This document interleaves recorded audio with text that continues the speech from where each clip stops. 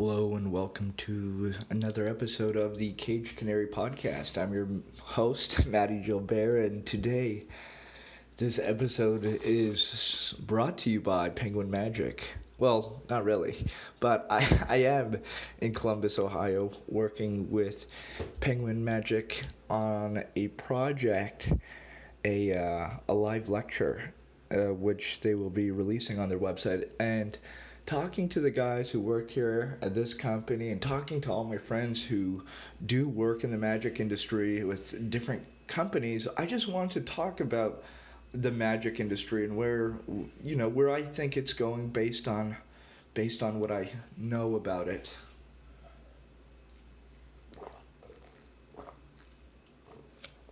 Sorry, just taking a big gulp out of my glass of water.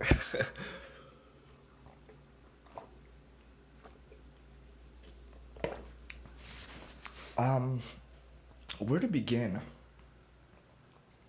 Things are moving towards a shorter life cycle. I think with the internet, I'm not even going to talk about brick and mortar shops, by the way, in this episode. That is a whole other topic, brick and mortar shops. But I do want to talk about what is going on in terms of products that are being released to the magic community and what the magic world is buying right now, what people are focusing on. There is a shortened lifestyle, a life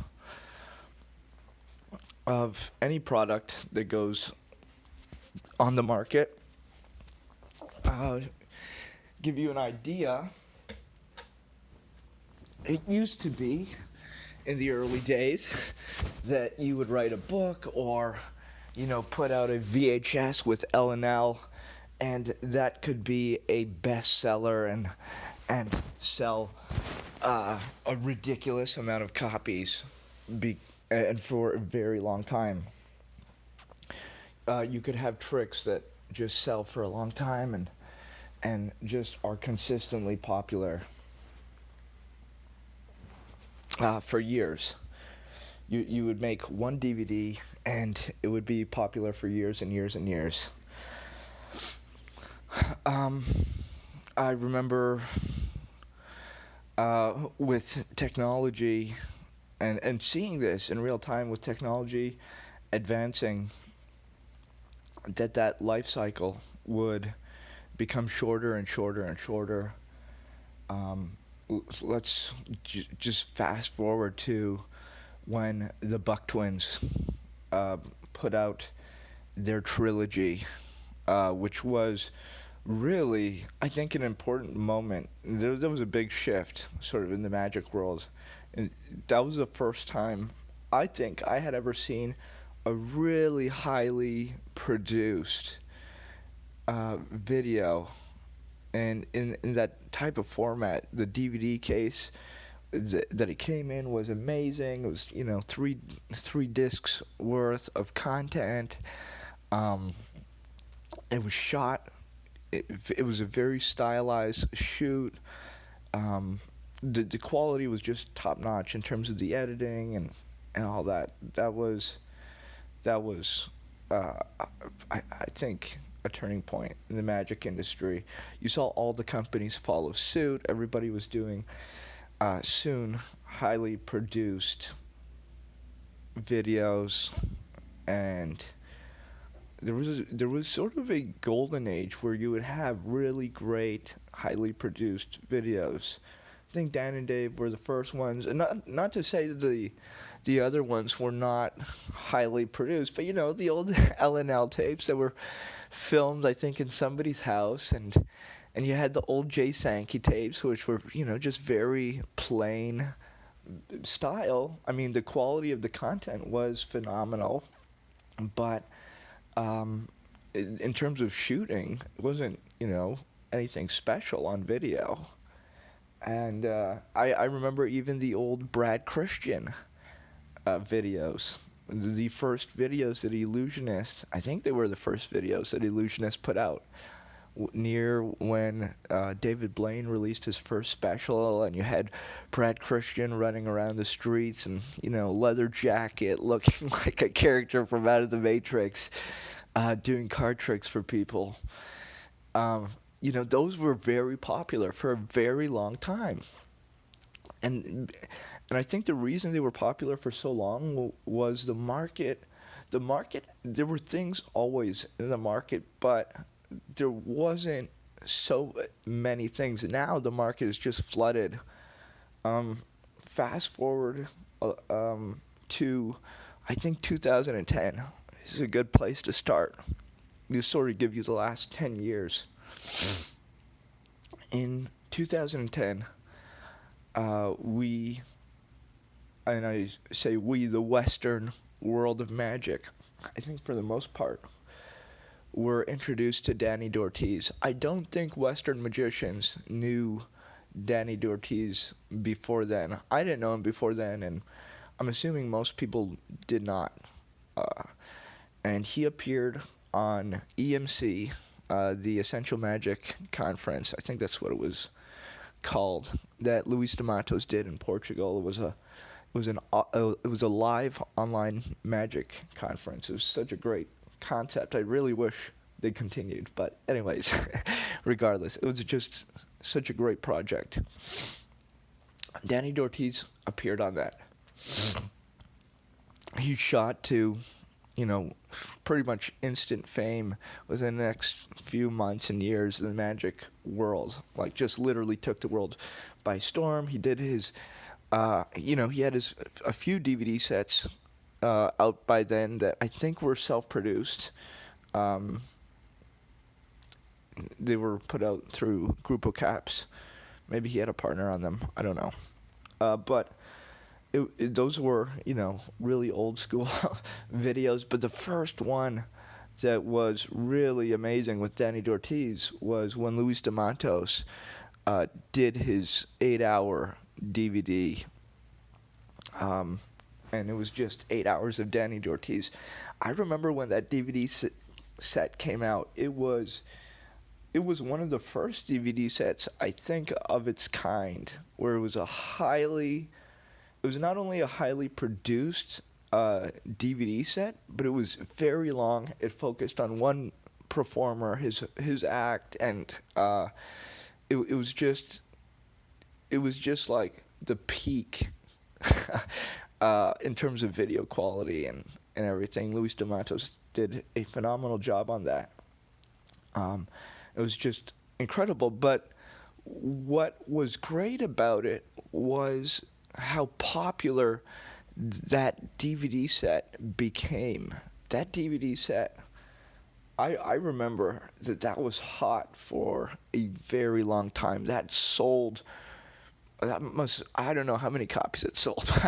That DVD set sold a lot of copies. I mean, I think everybody bought one, and they weren't cheap. They were $150. It was so worth it. It was just incredible.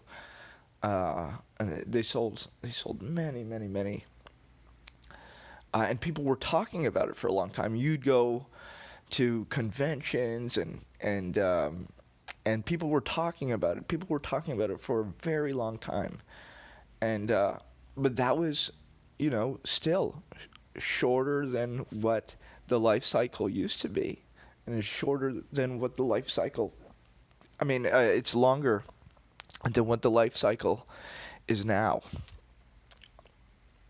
As Luis de Matos and other companies put out these longer, high-quality DVD sets, with Paul Daniels and Rene Lavande, many people.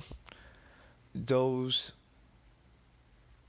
I think, because they put out so many of these great DVDs, people stopped paying attention. Like, instead of realizing the treasure that was being given to us as a community, we sort of stopped paying attention. In a lot of cases, it's kind of sad in a way, because we have these people who put their entire bodies of work and but they just kept ramping up the production schedule, and no fault to those guys. I mean, they all produced amazing content, but what happened, I think, what went really wrong, I think, happened with companies like Theory 11, Illusionist, when they first, were doing digital downloads. Digital downloads became a thing where it was just a video release of a trick with an explanation and all that. When they first started doing that, I think things slowly went downhill. They at first had very decent downloads. You had amazing people putting out amazing video content through downloads. Dan and Dave put out video downloads through their website, and everybody picked up on doing video downloads. So the first few years of video downloads, you had amazing creators and amazing content, and it was a steady stream of it. It was a steady stream, and but still the life cycle would last. The life cycle would last, and it even lasted up until a few years ago. I remember when Ozzy Wind put out his Triumph routine, which for the life of me I can't remember the name of it, but it was performed by David Blaine on one of his specials, and I should really know the name of the effect. Anyways, it's an amazing effect by Ozzy Wind. He put it out with Dan and Dave. Just incredible effect. I can't remember the name. Just sitting here trying to remember the name, but it's not coming. Anyways, he put out it with Dan and Dave, and it sold, and people talked about it. But that was sort of a rare thing. Already at that point, I think it was 2013 or 2014, maybe, when he released that. Maybe 2014, maybe 2015. I'm not too sure exactly when that came out. But even back then, you didn't have as great video downloads because everyone had already given most of their great work away. But the problem was these companies still needed to make money. They've sort of grown their company, and they have gotten used to releasing stuff. So they started just lowering the quality, putting out lower quality video content, just pumping things out. And it's gotten to the point where some of it has been so bad that, I talked to friends about it. I'll tell you one thing that bothered me. There was one video, and this is not me knocking Illusionist. I respect Illusionist, their company doing their thing, but I remember one instance. I got an email on their mailing list. I got an email about this amazing trick where you produce a pot of you produce a jar of jam, and it was literally like a little pot of jam that you would get at a restaurant to put jam on your toast. And I remember watching the trailer for this, reading the description, and thinking, what is this? Like, why is this being sold? This is not like, there's been amazing magic that Illusionist has put out throughout the years. By the way, no offense to the person who, did that video. I just was shocked that was being sold as a thing. And that was like, because you have to understand, Illusionist would have a very slow product release cycle in the old days.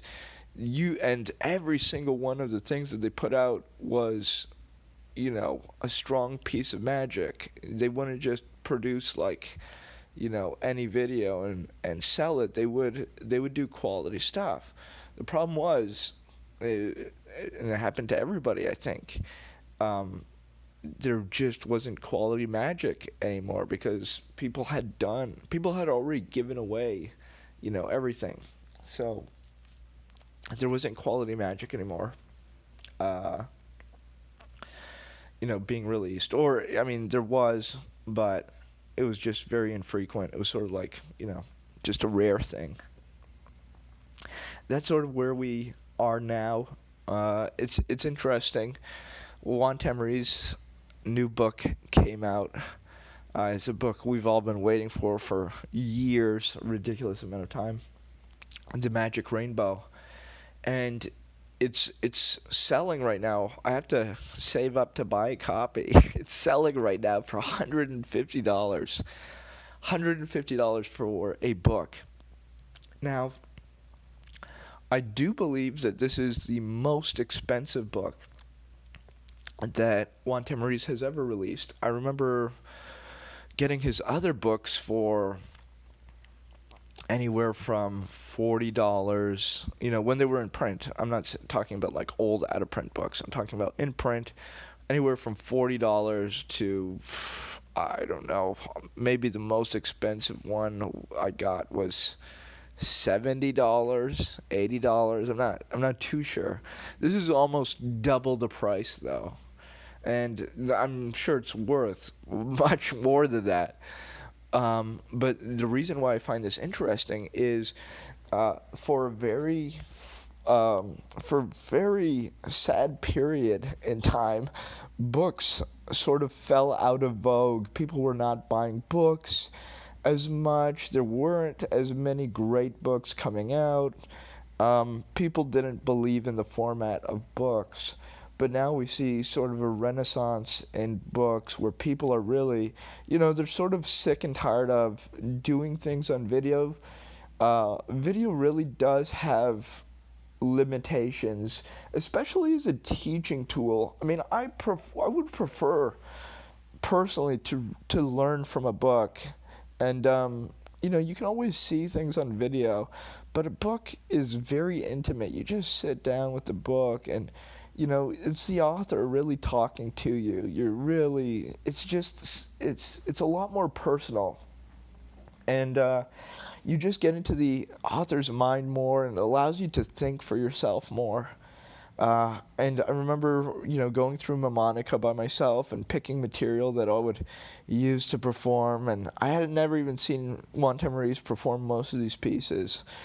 And that was fine, because it allowed me to develop them for myself. And then fast forward a few years ago, they put out a DVD set with Juan Tamariz called Mnemonica Miracles, and it was him performing material from the book. And some of these pieces, I swear, I had never seen Juan Tamariz perform before. And so this was the first time I had seen Juan Tamariz perform some of these tricks. I was already performing these tricks. And when I saw Juan performing them for the first time, I was just blown away how different my performances were. And I was extremely grateful for that, because one of the problems which happens when you watch videos and you learn magic from videos is you don't develop the material for yourself. You sort of subconsciously copy the performer. You take that as the way to do it, and you just sort of copy their tone of voice, the way they talk, the way they joke, and their whole manner of presentation and likeness. Anybody who's learned magic from video really takes on, in many cases, they just take on the personality and the performing personality of whoever taught them, which is quite sad in a way, because they really are lacking in terms of just their personal development. Where do I go from here? Oh yes, books. Well, yeah, books are what I love about books are they're so classic. They just last such a long time. They really are amazing. The content is smart in books. You can really express ideas, and they're becoming a premium object right now. Like there is a reason why Juan can sell a book no problem for $150, and you're seeing these books come out and they are more expensive. They were always expensive to produce, but they don't sell as much volume, I think, these days, which sort of allows the creator just to do a smaller run of books because people aren't buying books as much. But when they are buying it, they can buy a really great book, and it is going to cost them a little bit more than it did back in the day, but it's worth every penny. The books that are coming out these days are, I haven't seen any really bad books coming out. I've seen a lot of bad videos coming out, bad downloads coming out, but I haven't seen many bad books. And why am I here? Why am I here in Columbus? Why am I here working with Penguin Magic with everything that I'm saying about videos and how I'm not really into it? That's not true at all. As you guys know, for the people who follow me, I have a Patreon. I teach magic on video. Every few weeks, I am teaching magic on video to my students, and that is then after those live streams are done, they're being sold on Before Magic in our video section of our store, and that is teaching on video. I am not against teaching on video, but what I am against is low quality teaching, just people coming up with something to sell for the sake of selling. And the reason why I finally decided to work with Penguin on this project, just for historic. I have many reasons, but I'll sort of go through them. One is historical. I think it's kind of really cool, just as a time capsule. I have so many videos of me performing all over the world now on TV, starting a few years ago. And it really is cool for me to look back at those videos and, I'm younger. This is the material I'm performing. This is how I perform it. I was at a certain point in my life back then, and it's like a time capsule for me. Oh yeah, that's a cool performance from this year and this time. It's like a memory, and so that's sort of what is happening with this. We did a show here. It was a live show, and which was great. You have a real audience, so you can really perform magic, get the reactions, and hit the moments that you need to hit, and have that captured. And then that is used as part of the teaching tool instead of just lecturing to a room magician. So that was the second reason why I chose to do this project. I like the concept. I like the idea that you actually perform for real people and then you talk and go through the material and you really talk about it. And the material that I chose for this live lecture, my first live lecture with Penguin, I'm sure there will be many more throughout the years. I think maybe I'll do, I don't know, one every 2 years, maybe. I think that would be interesting. I think it would be cool if I did a different topic in magic every single time. So this was my first time. It was my close-up card magic. I just, things that I use both formally and informally. This is the material that I use every single day. Either if it's a formal show, I have formal versions of these effects and presentations, and I also go over the informal versions of them as well when I'm just messing around with people at a bar or restaurant, or I'm just out and about, just somebody asks me to do magic for them. This is how I do those same routines. So that's what this is about, just giving people these tools. The third reason why I did it is I don't know who's watching on Penguin Magic, but I would like to introduce them to my magic. Not every, look, just because I've performed, for many, many people around the world, and I've been on television in many countries, there's a lot of people who still don't know who I am. So it's always good to expand to another base. This is a lesson I learned from Penn Jillette. Penn Jillette, out of all the television he's ever done, because they do the TV shows to help promote their live show, I asked him, what was the best TV show for you guys, for to bring people to Vegas to come see your show? And you would never guess what he said. Not his own TV show, Penn and Teller Bullshit, not any of the TV specials that he's done. The number one show that's brought people to Vegas to see his show is when he was on Celebrity Apprentice. You would say, what? When he was on Celebrity Apprentice? Yes, because those people who are watching Celebrity Apprentice don't know about magic. So he was able to appear on that show and be himself, and many people then got into following Penn and Teller, wanting to go see their show in magic, who never had an interest in magic before. So I think that's a very important thing, reaching out to another group of people who wouldn't necessarily come see a magic show or learn magic from you. Just reach out to another base and connect with more people. So that is another reason why I decided to do this. And the last reason, although there's probably more reasons, well, one, I'm getting paid, which is always nice. The another reason is it just raises the quality of magic. Being able to really talk through the different pieces and presentations, you'll see the stuff that I'm teaching. I just feel like it raises the quality, raises the standard of magic, and it lets people work on their magic and respect it in a higher way. That's the whole purpose of Before Magic, getting people to take magic more seriously, to think about things that they wouldn't usually think about. And that's what I'm trying to do with my work here with Penguin Magic through this project.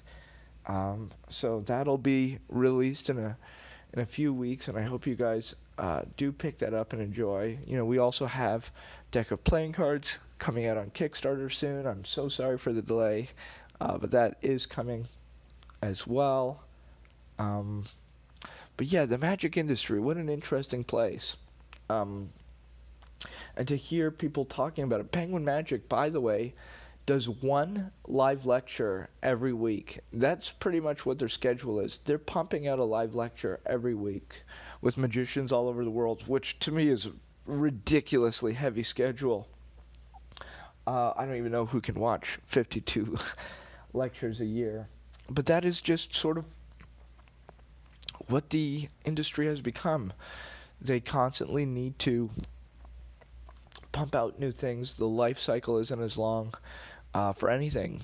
Playing cards, companies used to be able to print, no joke, companies used to be able to print 15,000 to 20,000 decks for each, release. This was a long time ago, Actually, not even that long ago, but, it seems ages ago, but that's what companies used to release. Now, you're lucky if you can even sell 1/10 of that. Companies are printing, and people are printing 2,000 decks, 1,000 decks, sometimes 500 decks. If it's a bigger name, bigger organization, they'll still do runs of 5,000, 10,000, and go a little bit higher. With some of the really, really big brands will go higher than that. But, there's just so many things on the market, and the market can only, spread out their money in so many ways. And you have to realize that there's so much more competition now. There used to be like, I don't know, who was there? There was Illusionist, there was Penguin Magic, and I'm trying to think who else was online back in those days. I think that was it in terms of online magic companies, like really, producing content. Illusionist and Penguin Magic back in the day. And by the way, I've been a fan of Penguin Magic for a long time. I actually learned some of the first magic that I worked on from Penguin Magic, the old Oz Perlman videos, with that funky music.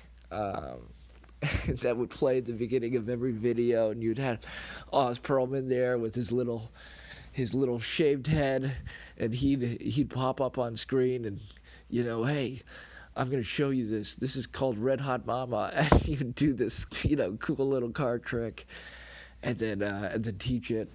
And those are just great days, and it's just sort of fun to work with these companies now, who just have such a prolific history of publishing magic. So again, it is what it is. I'm excited to have this captured on video for the people who are interested and watch it. The lecture itself, I think, runs around 2.5 hours, something like that. Maybe I don't know the exact runtime, but it is very good quality content. It's just it's just me, my magic, talking and really explaining stuff in depth. But I hope we do capture the ideas that I would like to capture and transmit. I think I did a pretty good job, to be quite honest. So I really do hope you guys enjoy that. I hope the magic community finds a worthwhile direction moving forward. I think magicians deserve more worthwhile path to pursue. I have my own way of thinking. I have my own way of doing things. That's what I'm trying to do with Before Magic and my projects. I do hope that people appreciate these projects. I love that we can leave a prolific body of work like Danny D'Ortiz, and it doesn't ruin the magic. Danny D'Ortiz has done, he must have done like 10 DVDs by now, maybe more, and many little booklets and stuff like that. And I used to think like, certain things, and I still believe certain secrets shouldn't be taught unless it's like in person, one-on-one. But you can teach, and people still enjoy your shows. It doesn't ruin magic. Teaching magic, as long as it's done in the right way, and there's little barriers of entry, so only the people who really deserve to be learning things are getting them. I'm totally fine with it. I think it's a great thing. I'm very happy to be part of it. I just feel very excited to get what I'm getting out to you guys, and I think you guys will enjoy it. But yeah, the magic industry is what it is. I don't know what the direction is. I think people just need to produce quality, not just in terms of production quality, but just only put out good material. Put out material that you've really worked with for a long time, material that you really understand, and yeah, don't put out things just for money. Don't put out things just because you want to be known as a creator of magic. You're better off working on your magic and and just doing magic. And then if you do reach a point years in where you do want to share some of this stuff, if you think you have an interesting take on something, that would be the time to then, think about how you want to transmit your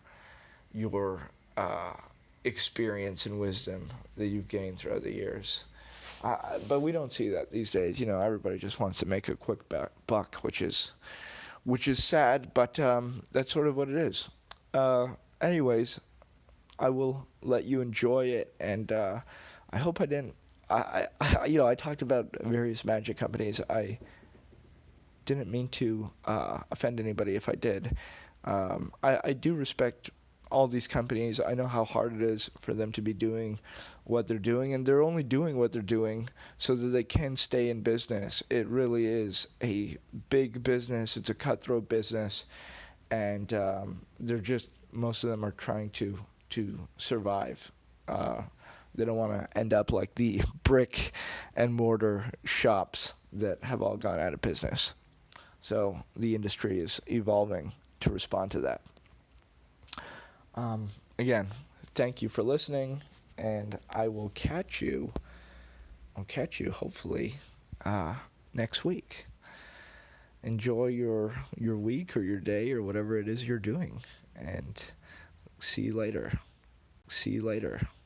See you later. See you later. See you later.